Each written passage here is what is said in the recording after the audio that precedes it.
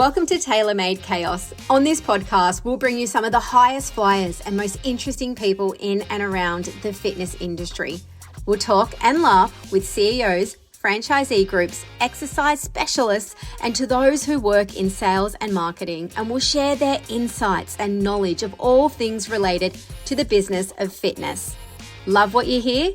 Make sure you like and subscribe to keep up to date. On with today's show, proudly brought to you in conjunction with Fit Into Shape, a small but dedicated team of fitness industry professionals, delivering on all of your fitness equipment and gym design needs.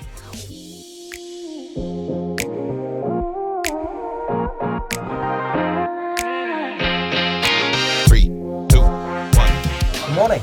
Well, today I'm fortunate enough to sit with a man who has spent as long in the fitness industry as I've been out of nappies for. Without totally giving away either of our ages, about 45 years is certainly a lengthy career. Now, not only has it been a lengthy career, it's also been an impressive one. And notably for this little podcast, this is the first time we've ever had a doctor in the house. So without any further ado, I'd like to say good morning and good day to Dr. Paul Batman. Thanks, Glenn. Appreciate that. And I'm glad I wasn't around to see you in nappies. Fantastic. I think I'm glad to say that that wasn't the case as well. So Paul, straight off the bat, really impress us with your, and my illustrious audience. Tell me, what did you do your doctorate in? I did in exercise physiology, Glenn. I compared strength and endurance together in different combinations. So we looked at the concurrent training effects that would happen if you did too much strength or too much endurance, or you did them combined together, which was pretty interesting. Yeah, but it's a long time ago now. The world's moved on since those days, I'm afraid. Look, we're going to talk a little bit more about how the world's moved on, but and we'll also talk about your illustrious career, in a bit more detail. But mate, let's go right back to the beginning. Yeah. So where did life start?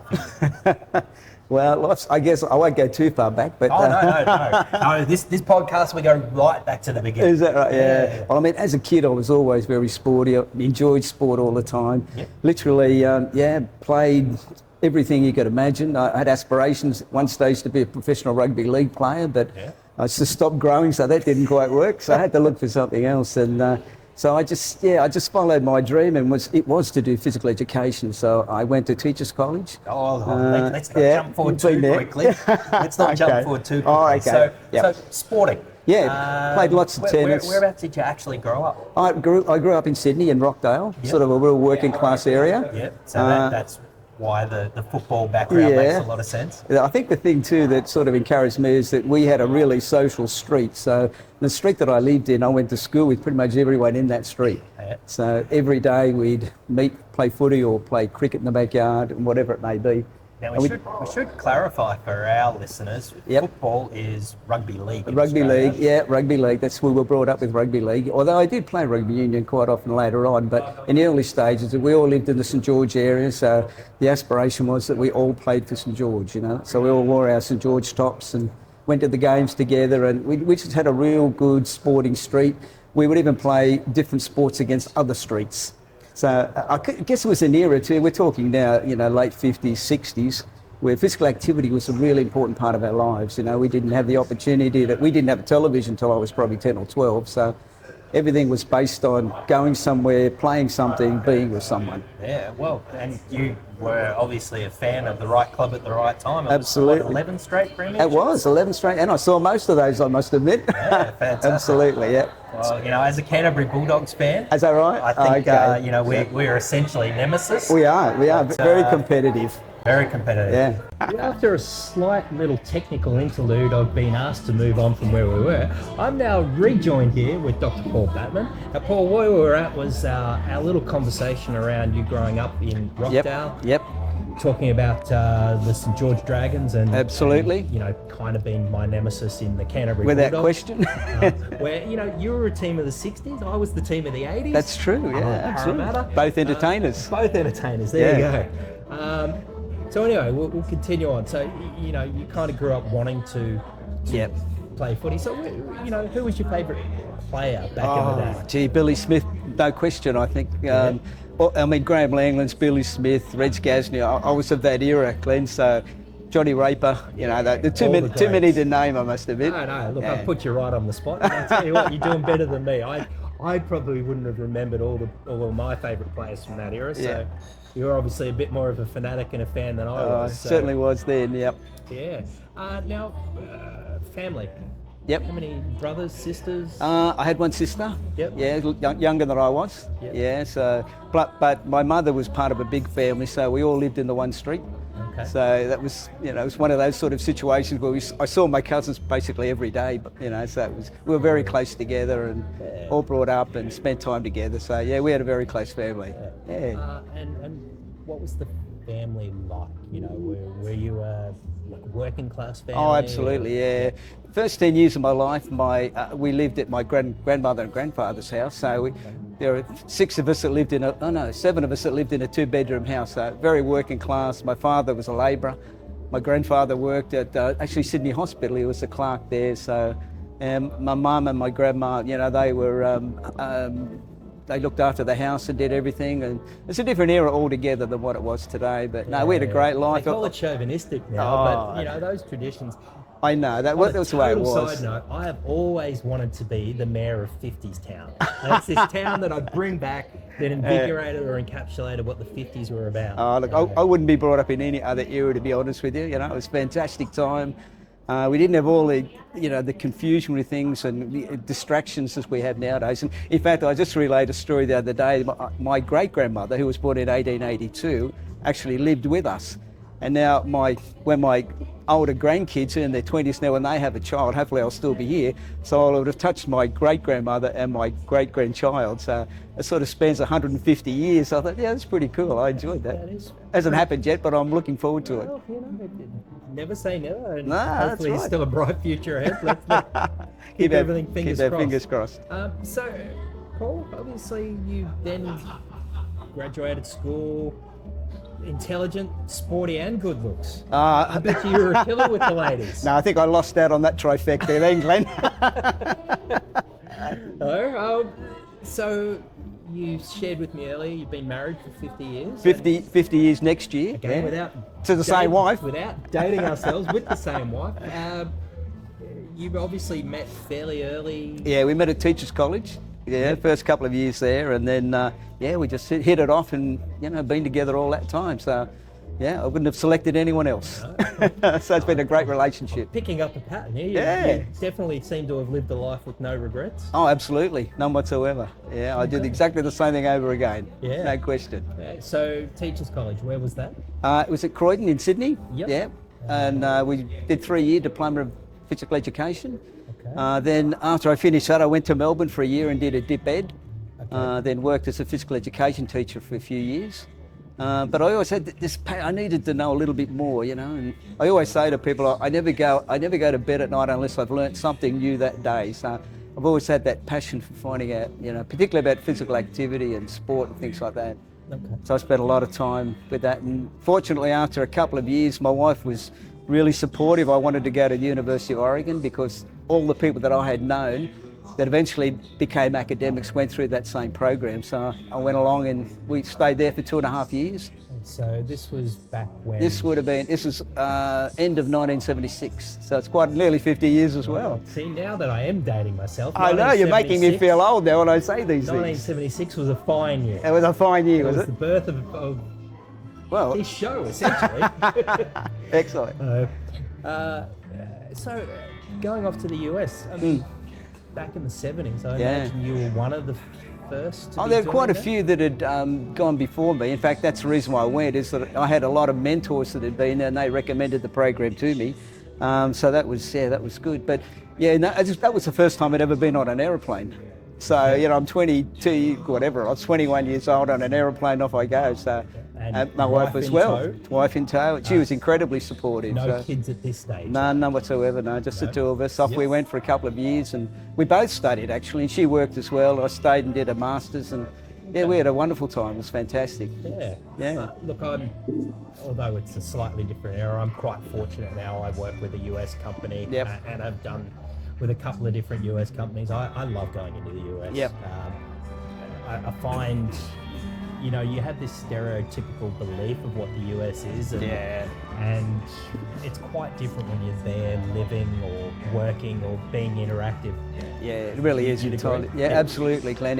In fact, it was, I mean, you could imagine a 20-year-old, 21-year-old kid never been anywhere, gets on an aeroplane and we go to this town. And we were really fortunate because the town that we lived in was Eugene, Oregon, which was, at that time, was Tracktown, USA, so everyone ran.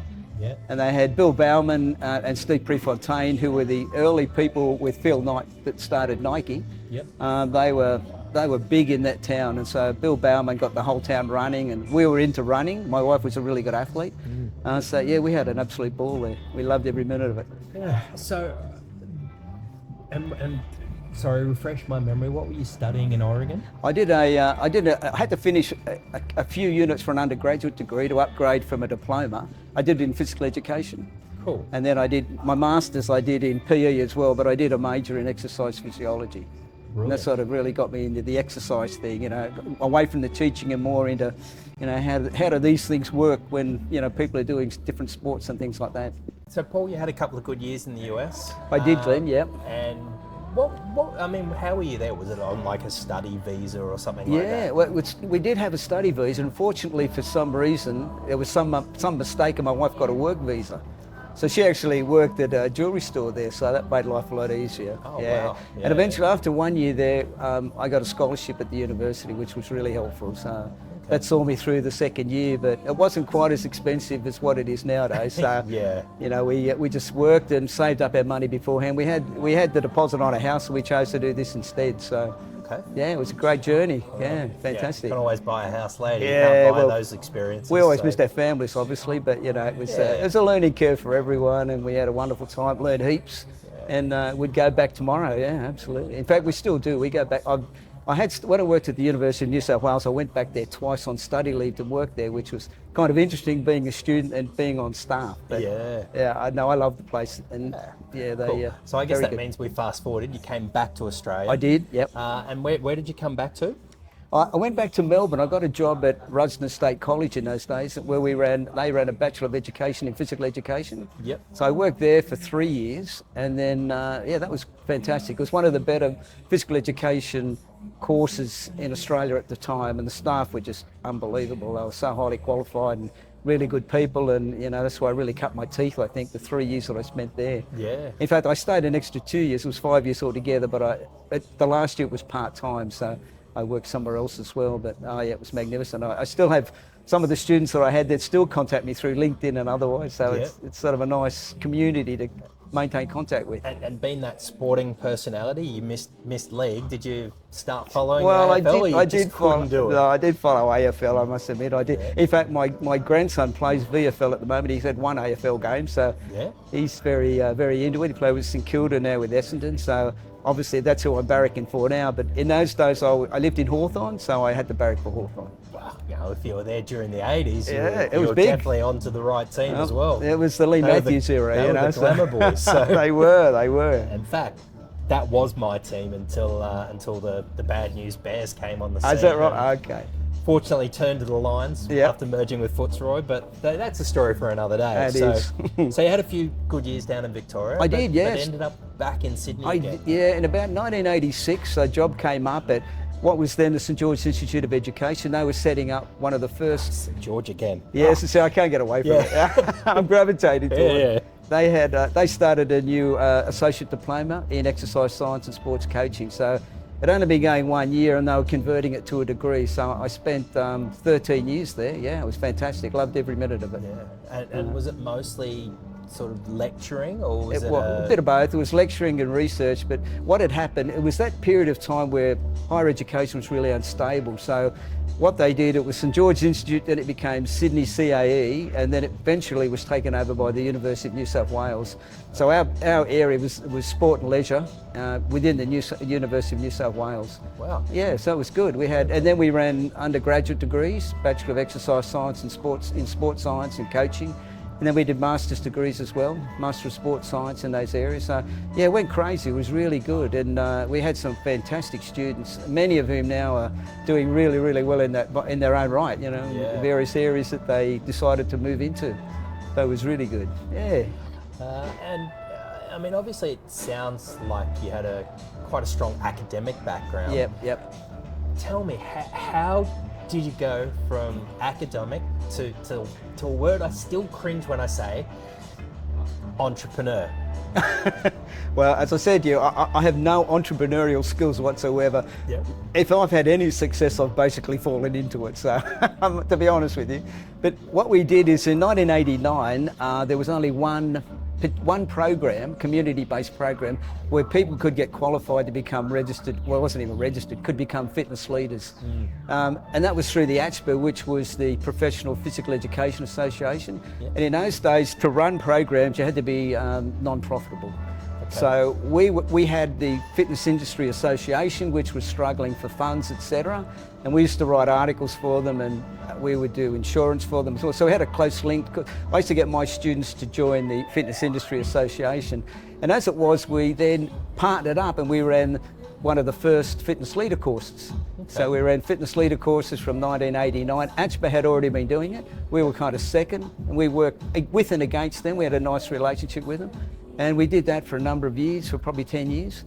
So how long was the original fitness leaders course, and what sort of qualification did you kind of walk away with? Well, the course itself was quite extensive, I must admit. It was because what happened was that the course itself was set up by the university. So, the university had certain standards that they wouldn't drop. So they made people do a lot more than maybe what others had to do. So it was probably 60 hours, I think, in those days, which when we think about 30 years ago, it was still quite extensive.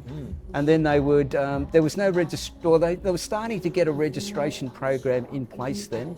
And so people, when they worked in the gyms, basically the requirement then was to have a basic fitness leader course. It wasn't a certificate 3 or 4. It was just a fitness leader course, basically.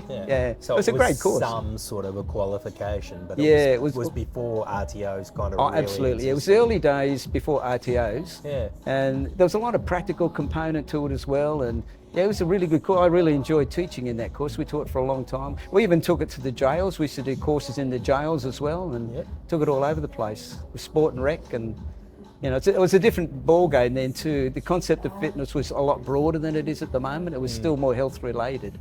So Sport Direct were quite heavily involved in it as well. So, I mean, this is the day before, franchises and chains and everything sort of existed. And our industry wasn't the, multi-billion-dollar industries that it is now. But give us a sense, who were the type of people training, and what were they trying to do and achieve then? Yeah, it's interesting because it's quite different from now. There wasn't the issue with weight loss to start with, because I guess if you consider the problems we have with obesity, that's relatively new, probably from 1980 on. So it was the early stages of that. People were still, I think, interested in more sports performance. Initially there were people that played sport, wanted to get fitter and be better at their sport. There were people, certainly bodybuilding. Bodybuilding was huge at that time, so there were a lot of gyms that had a lot of weight training equipment, that sort of thing. No group exercise as such in the early stages until the Jane Fonders and the Judy Missart, who had Jazzercise or whatever, until they came on board. Well, the Rankin sisters. Rankin sisters, they were great. The Rankin sisters, ones, we used to do a lot of circuit. Circuit training was big because it had a sport background as well. But it was interesting because I think over the 5 decades I've been involved in it, I've pretty much seen everything. And each trend, I hate the word trend when it comes out. Each trend, that's occurred over that period of time has been quite different. And now it's different again. So. But the early days were fun days. There were a lot of really good people. There wasn't much money in it, so you had to be really dedicated to what you wanted to do, which was good. Do you find that probably people were more passionate about it then because it wasn't actually a business per se, or? Yeah, I think so. I don't think there was the high pressure that, there were probably maybe 7 or 8 different gyms, and there might have been two gyms together. That was a chain as such in those days. And they were really good people that were in it too, and I think they had more of a passion for what they were doing rather than thinking about making lots of money out of it. So it was a different attitude altogether, and many of those people were my good friends then, and they're still friends now, and even though they may have retired and sold their business, they're still into it. They still share that same kind of passion, which is really good. So we're in the late 80s, early 90s at the moment. You're still educator. You're still an academic. Still an academic, yeah. So when was the change? What sort of occurred for you to go full time into FIA? Yeah, well, that's interesting because I thought that I would be an academic all my life. I was really happy in the job that I had, and I thought, well, this is great. I've probably got another 20 years here. Yep. But government funding caused issues, as they always do. We had white papers, yellow papers, green papers. And in the end, they decided that the campus that I was working at, they shut down a number of different programs. They got rid of the nursing education program. They streamlined the teacher education program. And they decided that they would get rid of our exercise science program and take it to main campus and put it in the medical faculty and make it more of an exercise physiology. So what they wanted to do is really take the practical parts out of it, make it much more theoretical, and that's not where, as time went on, I started to realise that's not really what I want to do. Because I used to always try and get my students, when they completed their degrees, they always had to be members of the professional association and things like that. And this made it more difficult because there was now a professional association that was much more academic. And it's a fantastic organisation, but it just didn't service the fitness industry like the basic courses that we used to do. Yeah. And so they gave me a choice whether to go out. So I took a redundancy, the FIA was closing actually because it had been taken over now. Not taken over, but there were new organisations, government organisations that were coming about. So a friend of mine, we took the courses themselves that we had written, and we decided to become a registered training organisation. And I think we were probably the second or third that did it, which was kind of interesting in itself because the bureaucratic tape in those days was crazy, absolutely crazy. Yeah. And we wrote all our courses, based on the competencies that were there. That's the beauty of 20 years of academia at this point in time. We wrote all our textbooks, and we did everything ourselves, which was really good. It's a learning curve for us as well, and we adapted it to what people wanted. And it worked really well for years and years. I loved that time. We had an office in Surrey Hills we used to run our programs out of, and occasionally we do them on the road and things of that nature, but it was a fun time. We met heaps of great people, and really good. So obviously you had to go from essentially being supported as a university to being a private enterprise. Yep. Having spent 20 years in academia, tell me about that period of your life and how you and your wife went through that. I'm assuming with a fairly young family at this point. I had my son and my daughter then. They were quite young. It was difficult. In the first few years I had to live off superannuation from my university days because we couldn't make any money out of it. But once we became a registered training organisation and we started running courses, and people liked the courses that we did, and we tried to get other professionals in the industry that were well known. So we had a really nice group of people. We all worked so well together. Word got out and we started doing very well, so it was good. But I had no business acumen. I've been an academic all my life, so I was fortunate I had a really good accountant, and he really steered us in the right direction, told us what to do. We had a fantastic office manager, and so again, it was one of those things we all fell together into the situation, and it became really successful, and I was really happy with it. Do you think part of the success was just the right time that the industry sort of seemed to accelerate, or do you just put it down to being an absolute genius? I'd like to say I'm an absolute genius, but I'd be lying. No, it was another situation. It's a sliding door moment, Clint. What happened was that it was at the right time, and I think we had the right combination of things. And one thing we always did is we never compromised on quality, and we never compromised on price. So people would be cost cutting around us with, no, this is what we want. We want the industry to develop at a more professional level. We're going to make this hard. We're not going to make it easy. And if you come with us, then we'll teach you everything we know, as well as everyone else, and provide a positive experience that will make you a good fitness professional, not something that you're just paying for and willy-nilly just getting. And that seemed to work out really well. We had a good reputation, I think, in the industry. Absolutely. And, people, as I say, it wasn't just us, it was everyone around us. It was a really big team effort. And we had a great accountant, so that worked out even better. Even better. Without him, we would have been lost. So then there was a merger later on. You've been running FIA for what, 10 years? Actually 20 years really. It was from the university days. Correct, my good friend Andrew Richardson and I ran it from 1999 to 2010, so we had it for about 11 or 12 years. And then, we were then fortunate enough, a group decided that they liked what we had and just made an offer for us, and so we sold it to them. Even better. It was it was great. And it was another sliding doors moment, I guess. It was another sliding door moment.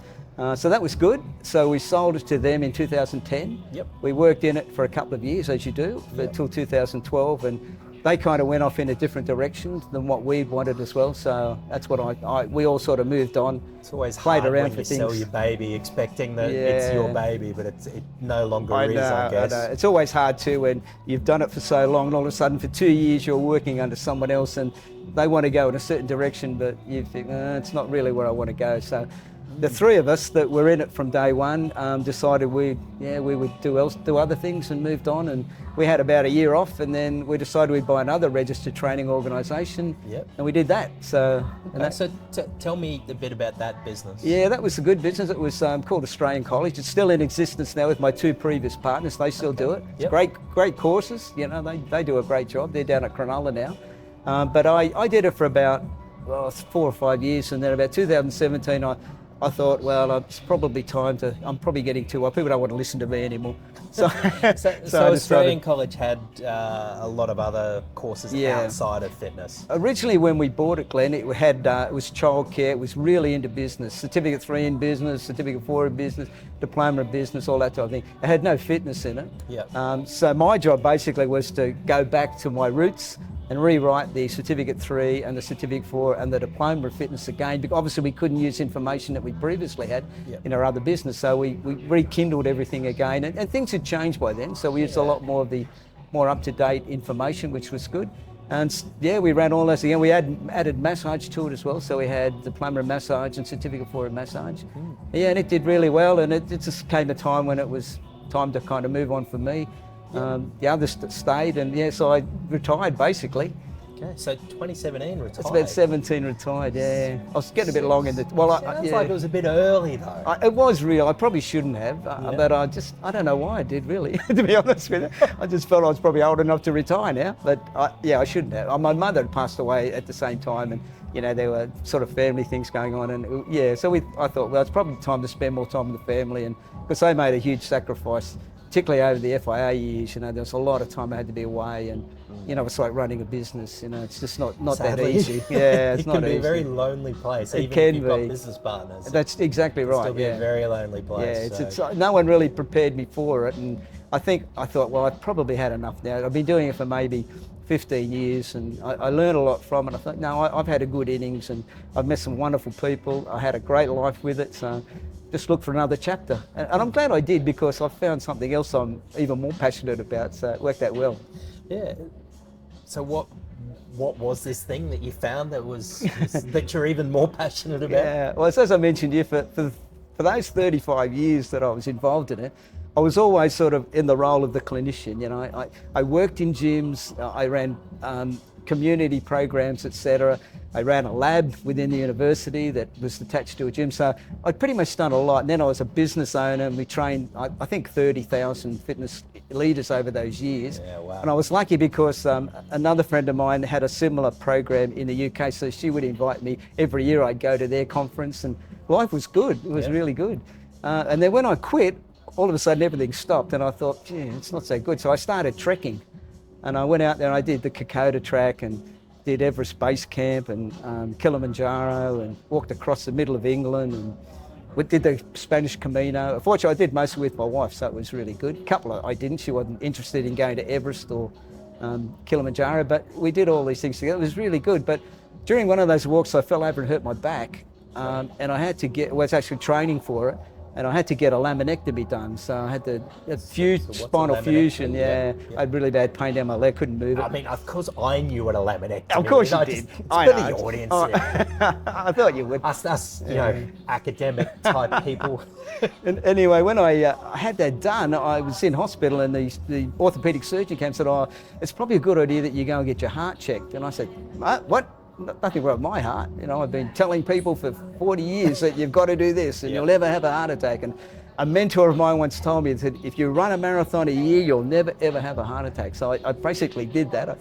Anyway, I thought, no, I'm not going to do that. Anyway, my wife, with her wisdom, said, no, you have to go and get something checked. So I had it then, and I found they had a coronary artery that was 90% blocked, and it just blew me away.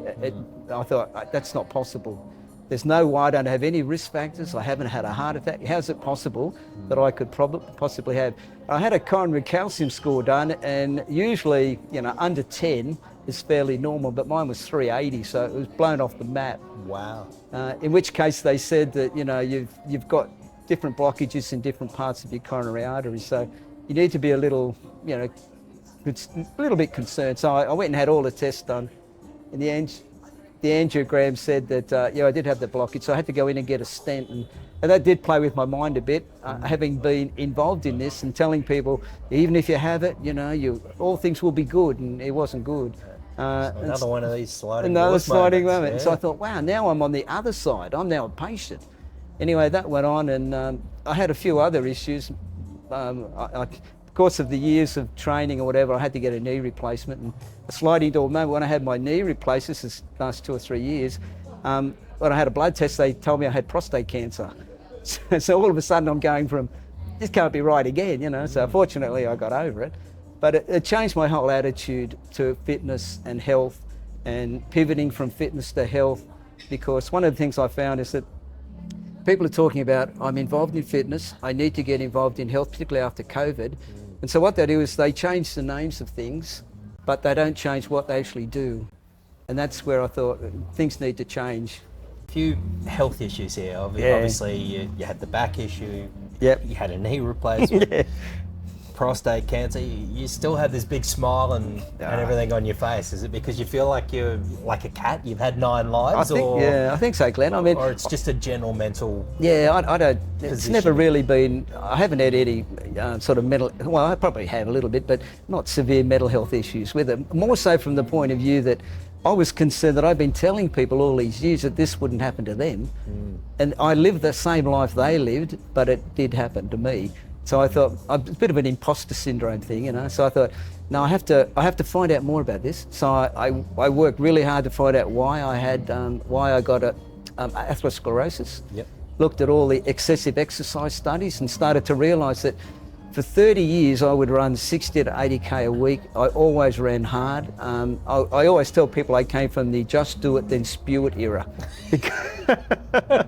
And I'm not sure that Phil Knight would necessarily want that. No, it probably didn't work too well for him, but at the same time I think, and it made me realise that, intensity is it's overdone. We do too much, and I think even at the moment we do.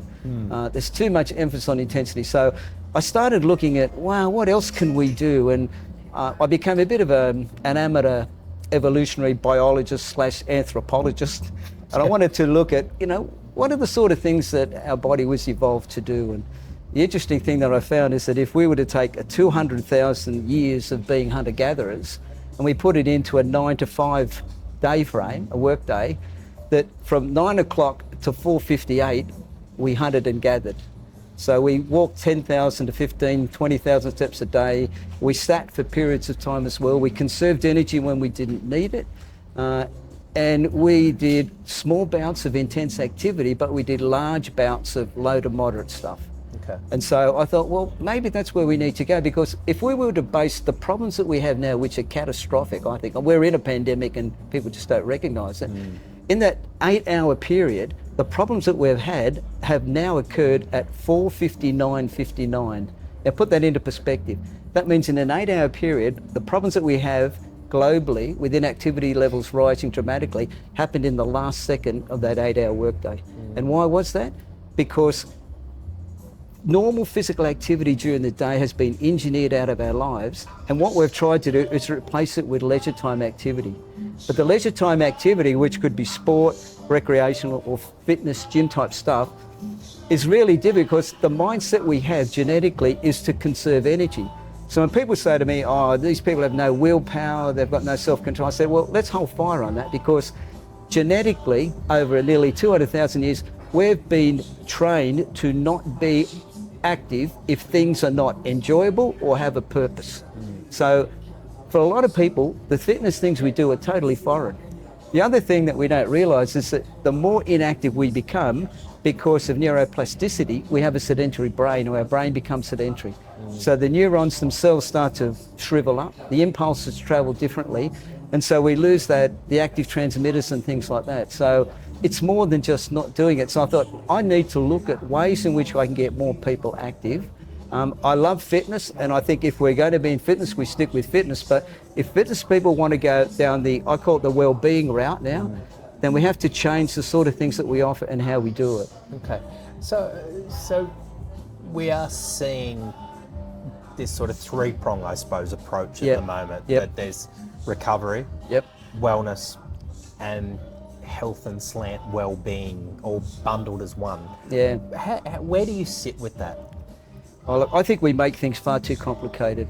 I don't think you could do as much low to moderate intensity activity, 3 to 6 METs, that you want, and the recovery is minimum. You don't need it. I mean, and my issues, of course, because I didn't recover. Yeah. The more high intensity you do, the greater the importance of recovery, because there is a curve, and usually what happens is if you do something you tolerate it, then you fatigue from it. And once you stop, you actually recover. But what we get in fitness is an overcompensation. We get a little bit more. It's like interest on our investment. And so if you don't have good recovery, you'll never get that interest. So recovery is critical. But we don't need to do that type of thing every day. You'll see the research, it says that intense activities you only need to do 2, maximum 3 times a week. Okay. Now that's good, but you've got to think about this, that if we now sit for 10 hours a week, or 10 hours a day rather, that if we go to, like I'm an accountant, let's say I'm an accountant, I sit for 10 hours. You know, I sit on the train, I go to work, I sit on the train going home, and then I go to the gym. I go to the gym for 45 minutes or an hour, do fantastic classes. The problems that I've combined or put together over those 10 hours will not be attenuated by 1 hour of physical activity. Yeah. So there's a difference. So I'm not saying don't do the hour, by all means do it, but you've got to get multiple muscle contractions throughout the day. And I'll give you one example. You and I are sitting here for an hour.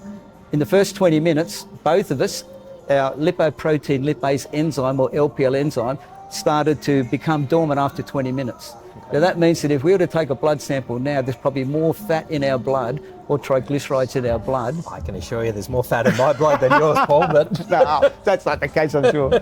And the thing is that that's resistance to a chunk of exercise. What you've got to do is you've got to get that LPL enzyme or the GLUT4 transmitter, which transmits blood sugar around your body. You've got to activate them all the time. So this is where I've now said that I say exercise is medicine, which is great, but it hasn't worked. It's been going for 20 years, and the latest information says that our global inactivity levels are increasing, and by 2030, they will have gone from 26% now to 34% then. So something's not working. So I think we need to look at what we've been doing previously and start engineering more movement back into our lives. So I like the multiple bouts throughout the day. I remember when my mum was dying, she was 94, and every hour I would make her get off her chair, as hard as it was for her, in a little walker, and she'd walk to the front, then she'd walk to the back of the door, then she'd come back and she'd sit again. And so we started doing every hour, then she did every half an hour. Those sort of things are really critical. They're really important, but they're not things that fitness people think about. You know, we're still channeled into our 4 walls or our outside stuff, and we've got a script, a prescription. Yeah. And the prescription to me hasn't worked. So I say to people, you need to move as many times as you can during the day. You choose how hard you want to work. You choose how long you want to work for. Choose what activity you want to do. You choose who you want to do it with. You choose where you're going to do it. But the main thing is that I set them a goal called a minute goal, which is what the research says. So for mental health, if I want to improve that, I have to do something called 450 minutes. Now, I have had prostate cancer, so I tell the guys that I know that have it, they have to do 2,500 minutes. Okay. Now, without going into what that is, I just want you to see that there's a 450 here and a 2,500 here. Now, that's specificity. Now, if I want to do weight control, I've got to do 1,500 to 2,000 minutes. So instead of giving everyone the same thing, if we talk about specificity, then really what we need to do is be specific to what we want. We could look at prostate cancer and we could look at breast cancer. Prostate cancer, you can attenuate some of the problems with 2,500 minutes. But if you've got breast cancer, you have to do 4,000 minutes. Okay. So you've got to do much more. You can't do that through intensity. No. You'll kill yourself and you'll have to be recovering more times in your... So you've got to do it low to moderate activity and break it up over the course of the day. And this is where I think we have to go. If we're serious about being an essential service, it can't be just what we do in the gym. The gym is fantastic. I go to the gym 5 times a week, so I'm not bagging that. I love You're it. a big advocate for Oh, it look, still. I tell everyone, you got to go to the gym. But regrettably, there's only 2.5% of the world's population seek a fitness service. Yeah. You know, there was a great study that Paul Bedford did in Australia, 2017. That was, I think, sponsored by Life Fitness or something. And they said that, you know, out of nearly 1 million people, out of that, we're 15.9%. So, you know, there's still 85% out there that And no we're matter a very what we do. mature market in regards to fitness compared to Yeah, many other markets in the yeah. world. What we do in fitness is world class, no question about it. But I don't think it gels well. And I mentioned this before, that in that same study, 83.5% were under the age of 44. 9% were 44 to 54. 6.6% of 15.9% were over 65. Now, over 65, 22% of the population in Australia is over 65, but we incur 52% of the healthcare problems. So really, if we're dead set serious, we've got to get those guys back in, and from a retention point of view, they will stay with us. Yeah. The ones that won't stay with us are the young ones. You know, they come and go and do all that kind of stuff. Yeah. No, look, I certainly think, you know, that to typify it, over 50s, or even more specifically, the over 60s market is such a untapped financial opportunity, let alone the health benefits. But I do Absolutely. believe the government needs to get more and more involved. You know, I believe that we're starting to see some inroads, and some of the initiatives that Oz Active, which is now our governing body, are taking on are helpful. Yeah, yep. But we've still got such a long way to go. And Yeah. I think Oz Active are fantastic. Yeah. You know, and their new program with MyZone is fantastic. You know, and the office, it's so Fit good. for Office, It's really good. You know, I mean, and they're great heading into awareness. great awareness. And I always say to people, to create change, you have to have awareness, which provides choice, which provides lasting change. And the thing that we're lacking is sustainability. It's people will come and go with programs we run, but they won't stay with it for a long time. Now, I'm over 65, so this is my demographic, and I know what these guys do. And I had a prostate group, you know, all these mates that had the same thing I had, and we went and did our concentrated fitness program, etc. And at the end of it, most of them dropped out. Now, my attitude is that if death is not going to convince you or motivate you to keep moving, there's something wrong with what's been done. So we did this. We got together, and this just happened by chance, where one of the guys was quite bad with it, and he couldn't look after his house, couldn't mow his lawn. So 8 of us went around and we mowed his lawn, we fixed his house, and it was a 2-hour workout. We thought, this is a whole new meaning to group exercise. And so what they knew that I'd been playing with this sort of stuff, and I said, well, let's do our 2,500 minutes. So I got them all to get a heart rate monitor, you know, just a cheapie, nothing, no Apple Watches and the like. And all I had to do was, we went there, we did it. Now, we did it, we got physical well-being from doing the activity. We got an emotional well-being by helping someone else. We got a mental well-being by being together. So that was social as well. And these guys, all they want to do is go to people's houses and help them. I'm going, what's the story here? It's just a different mindset altogether. And they love it. You know, and it's changed. It was a light bulb moment for them, because their attitude was, when I said, oh, you guys are doing great, and this is really a physical activity, they go, no, we got to go to the gym, do our thing. No, you don't. You're doing enough here. You know, it's a mindset. So for fitness operators out there, and, you know, looking through your, you know, what's that thing where you see into the future, the looking glass into the future? Yeah. How do you monetize what it is that you're talking about? How does it become something that that operators look at it and go, this is a business model that could work? Yeah, well, I did try this, and it's obviously it's always great to be philosophical, and this is what we should do, but unless there's some money in it that supports it, it's not going to work. And I'm actually doing something with the UK at the moment. They're really receptive to this. They're looking for all different sorts of interventions. And so what I did try and do is that I had a group, a focus group, and we looked at, I had 6 new messages. So we met 1 night a week for 4 weeks. First time we came up, this is the problem we have. You guys don't like exercise. So I came up with 6 pillars, I call them. So the first one was, it's not your fault if you don't enjoy exercise. And another one was, you don't have to do a lot. We know that in order for someone to improve their mortality rates by 50%, you've got to go from a fair VO2 max to an average VO2 max. Yep. You don't have to have a marathon runner's VO2 max. Yep. So we did that. And the other thing I said, well, if you're not doing this is not because of your willpower or your self-control. You've been raised to be inactive. You've got to change these attitudes. And so we go through that process. Then we did things like, it's not necessary, you don't have to go to the gym if you don't want to. If you go into the gym, that's great, but these are things you can do later on. So we went through this, and every week we would talk about it. We did it free to start with, and then the model was that what if we were to charge people? We had a different kind of subscription or membership, where initially I did it through group exercise people, because I think group exercise have more of control over other people. They meet more people. Yep. So I said to them, okay, you pick one person that you think really needs to be involved in movement. I don't call it exercise, movement. Yep. And bring them along. So we made them a mentor, a movement mentor, so to speak. Yep. So they brought someone along. We had 40 people, and we had a focus group. We talked about it. We said, well, would you like to meet every week for 4 weeks? So, there's a possibility where that could be charged as such, and then at the end of it, they could be converted onto a membership, or they could be converted onto a PT or whatever after that. And the other thing is the retention. Most of the retention people say that if we're trying to get people to not drop out, retention's always been a problem with fitness as long as I've been involved in it. Yeah. And we say, let's start them off slow and then slowly increase the intensity. You don't need that intensity. So I think those that are already missing, if you get them back, the MIA people, and say, okay, let's look at another alternative. And the alternative is do what you want, how you want, etc. We'll meet once a week and we'll go over it. And I've created this tool. It's called a MetRx conversion tool. And I'm not giving it a plug because it's not finished yet. Yep. But what it is So that we've got a world first, most exclusive. Well, I'm hopeful it's going to be released in the UK in January. But the idea of it is this, that we use heart rate, and heart rate's critical. We use that as a means of determining the intensity. And the reason why we do that is that it's never been possible to measure oxygen cost.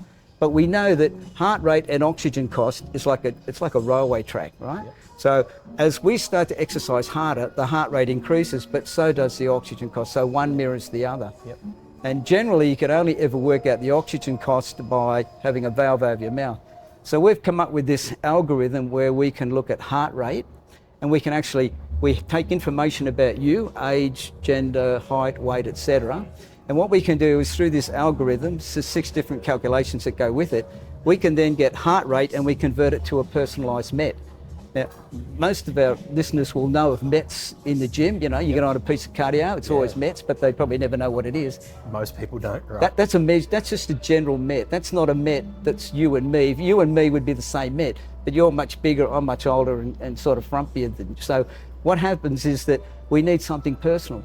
So my thing is that I would like people that are coming to, say, the gym or anywhere else community, where they could do a variety of different things and take their heart rate. They could then measure their oxygen cost, and then they compare that oxygen cost, called METs, as we know, Yep. to all the different research that says. There's a study that I have that I use regularly. It's 174 studies that are meta-analysis that says this, that if you want to mitigate the problems with sitting, you've got to do 1,200 to 1,500 MET minutes. If you've got breast cancer, like we said, 4,000 MET minutes. So the information is there. So we could gamify it by saying to people, come to the gym, how many times can you come? Twice or 3 times? Well, let's have a look at what you're going to do at home. Let's keep you going with the heart rates. Let's convert it through the METs. Let's add all the METs up. I mean, it's been done by other programs, but it's not been done in oxygen cost or evidence-based. And then we can compare it to what you really want. I want to do things that are going to stop me from getting prostate cancer again. I need to do 2,500 MET minutes. I got another mate he's had PTSD. He was in the army, went to Vietnam, right? Yeah. Had a big problem with PTSD. I exercise with him. He does 500 MET minutes. That's all he can do. Yeah. And he does it through gardening, and he does it through walking the dog, and he doesn't have to go to the gym but I'm hopeful that he'll be able to get to the gym, because I want everyone to go to the gym, because I think it's critical. But some people, irrespective of what you do, will never get there. So it's really changing the rhetoric from exercise as medicine to movement as medicine. It is. Movement and well-being. And understanding the benefit of ancillary Yeah. movement in a daily life patterns? Well, I think the critical thing now, this is what I found from my own. Now I'm a patient. It's a thing called myokines. When a muscle contracts, we know from our various physiology, the impulse travels down and it hits the sarcoplasmic reticulum and all the calcium comes out. But also around that time, these myokines are released, and these are messengers. They're molecule messengers, and they go to every tissue in the body. Now, this friend of mine has got PTSD. I try and tell him, go do this. He goes, oh, this is the endorphins. I go, no, it's not the endorphins. Endorphins will only come after you've been doing something for maybe 20 minutes. It's got to be fairly hard because they're big molecules. Yeah. They take a lot to get across the blood-brain barrier. So you're wanting to do it or feeling good in the moment is not caused by endorphins. So I say to him, you've got to do some movement that has a purpose, if that's what you want, or you've got to enjoy it. They're the only two things, purpose or enjoyment. And the other thing I say to him, okay, when your muscles are contracting, your muscles are releasing these molecules, and iris and capus, and we can identify what they are. They go to the brain. What they then do is that they cross the blood-brain barrier. They mix with another neurotransmitter called a BDNF. That then hits your brain itself. It activates the neurotransmitters, and it makes you feel good in the moment. Now that's what we want. We want that kind of stuff. So my attitude has always been, go hard or go home. Now I'm on the other side, but I'm saying, no, you don't have to go hard, and I don't want you to go home unless you're going to do something at home. You need to just keep muscles contracting all through different intensities. Now, I love intensity. I would still do it. I have to stop myself from doing it. Yeah. And I now find that when I research into this, I'll give you an example. I went on a cruise, right? All over 65, So all these old people, I'm looking at them, I shouldn't say old, all these mature people, I'm looking at them thinking, there is no way you could do the WHO recommendation of 75 to 150 minutes of moderate intensity exercise, of vigorous intensity exercise, or 150 to 300 minutes of moderate. Most of them couldn't even walk properly. So, but the current research says that information has mainly been gained by questionnaires or self-assessment. Now, you know that if I asked you about what you ate today, you'll tell me less. But if I ask you what you did today, you'll tell me more. Yeah. So if you look at, this is what the assessment, this is what your self-assessment is, but if I measure it, it's down here. Now, because we have these really good measuring devices, some suggest that we only need to do 5 minutes of intense activity a day, vigorous intensity, and we can break it up over the day. Now, if I said that to my 65-year-olds, they could do that, and they will reduce their mortality by 32%. So we've got to change the way we think about things. So you may not have an opinion on this, but I'll ask it anyway. Yep. I mean, tools like EMS type training, how do they fit into this type of mentality? Do you think it works? Yeah, I think it's great. Obviously, it's quite big in Europe and it hasn't really taken off here. Yeah. But it's certainly for the age demographic that you're talking about, getting into a suit and being stimulated through some movement. Absolutely fantastic. Yeah, I think those things are really good. I use EMS all the time. Okay. Yeah, I use it for different issues that I've had over the years. I think it's really good. The problem is that it's not the product. The product is great. It's getting people to recognise the product. And if I said that to my groups, my older groups, they'd go, "What?" It's taken me ages just to get them to realise that muscle contractions are your friend. Yeah. That's what you need to do. And now they go, "Oh yeah, that's good." So it's a mindset. And this is a thing I find, exercise is medicine. As good as it is, it relies on people weighing up the pros and cons and then getting their rational brain to make a rational decision to go and do it. It's not going to work. Yeah. You got to get the emotional. Yeah. If you get your emotional side of the brain and you really want to do it and you love it, like I love intensity, but 90% of the blokes I know hate it. Yeah. Why do I love it? Because I'm brought up with it. It's worked against me, but I still love it. Yeah, no, like, you know what I mean? I often tell people I don't want to peak too early. Intensity's not really my friend. Yeah, no, that's true. So Paul, retired at 2017. You seem like you've been pretty busy in the last It's basically 8 years. Yeah. Not really retired at all. Not so, really. So what are you active in now, other than this study that you're doing? Yeah. I believe you work with a not-for-profit or a I do. charity group, MH1. Yeah, I work for in the UK, there's a mental health group called MH1 Global, fantastic organisation. And they have a membership based, they have education, they have a mental health questionnaire, which is really first class. And it helps the mental health issues, because one of the big things that came from COVID is that people now are wanting an improvement in their health, an improvement in well-being, but an improvement in mental health. Yeah. And this is what this organisation does. So look, people can go on board and have a look at it, MH1 Global, look at the website.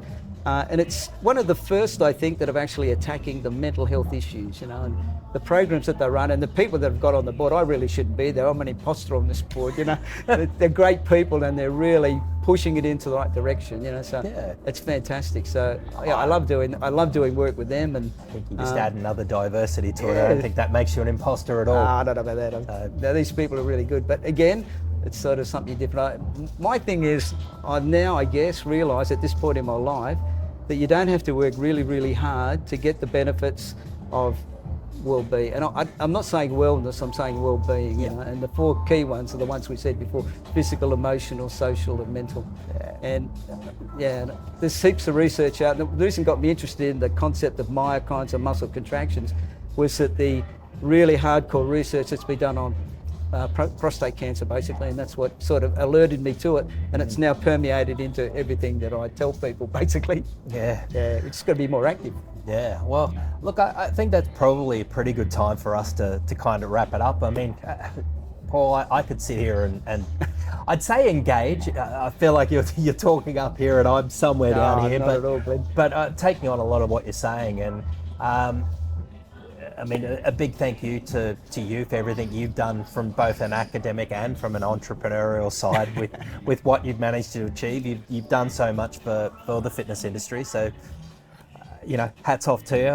It's appreciate that. Thanks, Glenn. been an incredible life's work, and I've really enjoyed this last sort of hour getting to understand and know a little bit about what you do. I appreciate the opportunity, Glenn. It's I love talking to people and interacting, so you just give me another option, so I appreciate you asking me. No. Well, and look, I hope you get to meet the great-grandchildren and have that span from 1880, 1882 to whatever that year is. It's going to be quite a span. So absolutely. Well, okay, and I guess we'll say that's a wrap. Thank you very much, and till the next episode, we are out. Good on you, Glenn. Cool. Thanks, Paul. No.